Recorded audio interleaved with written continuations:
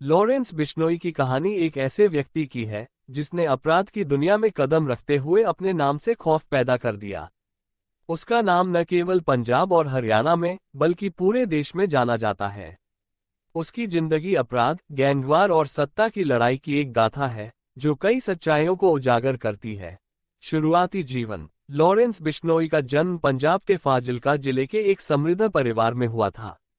उसके परिवार का संबंध बिश्नोई समुदाय से था, जो अपने शांतिपूर्ण और प्रकृति प्रेमी जीवन के लिए प्रसिद्ध है। हालांकि लॉरेंस का झुकाव बचपन से ही अपराध की ओर बढ़ने लगा था। उसने अपनी पढ़ाई चंडीगढ़ के डीएवी कॉलेज से की, जहां वो छात्र राजनीति में शामिल हो गया। यहीं से उसकी जिंदगी में अपराध और हिंसा का बीज बोया गया। कॉलेज से क्राइम तक लॉरेंस की असल पहचान छात्र राजनीति के दौरान बनी। कॉलेज में रहते हुए उसने कई छात्रों से दोस्ती की, जो बाद में उसके गैंग का हिस्सा बने। छात्र संघ की राजनीति ने उसे आपराधिक गतिविधियों की ओर धकेला और धीरे धीरे वो एक बड़े आपराधिक गिरोह का सरगना बन गया।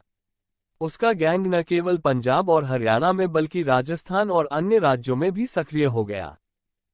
गैंगस्टर के रूप में उभार। लॉरेंस बिश्नोई का नाम तब उभर कर सामने आया जब उसने खुलेआम बॉलीवुड अभिनेता सलमान खान को जान से मारने की धमकी दी।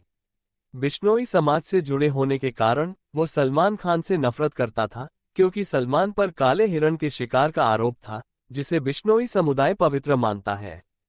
इस धमकी ने उसे राष्ट्रीय मीडिया में सुर्खियों में ला दिया और उसकी पहचान एक खतरनाक गैंगस्टर के रूप में हो गई। अपराध और गैंगवार। लॉरेंस बिश्नोई का गैंग मुख्य रूप से वसूली, हथियार तस्करी और हत्या जैसी संगीन अपराधों में शामिल था। उसने कई बार अपने दुश्मनों पर हमला करवाया, जिसमें कई गैंगवार भी शामिल थे। उसके गैंग का नेटवर्क इतना मजबूत था कि वो जेल में रहते हुए भी अपने गैंग को बाहर से संचालित करता था। उसके प्रमुख साथी गोल्डी बराड़ और अन्य सदस्य उसकी योजनाओं को अंजाम देते थे। सिद्धू मूसेवाला हत्याकांड। लॉरेंस बिश्नोई का नाम उस समय सबसे ज्यादा चर्चा में आया जब प्रसिद्ध पंजाबी गायक सिद्धू मूसेवाला की हत्या में उसके गैंग का नाम सामने आया। गोल्डी बराड़ ने इस हत्या की जिम्मेदारी ली और कहा गया कि यह मूसेवाला के एक पुराने मामले का बदला था। इस घटना ने पूरे देश में सनसनी फैला दी और लॉरेंस बिश्नोई के गैंग के खौफ को और बढ़ा दिया। जेल से ऑपरेशन। लॉरेंस बिश्नोई को कई बार गिरफ्तार किया गया, लेकिन उसकी गिरफ्तारी उसके गैंग के संचालन में कोई रुकावट नहीं डाल सकी। कहा जाता है कि वो जेल से ही अपने गैंग का संचालन करता था।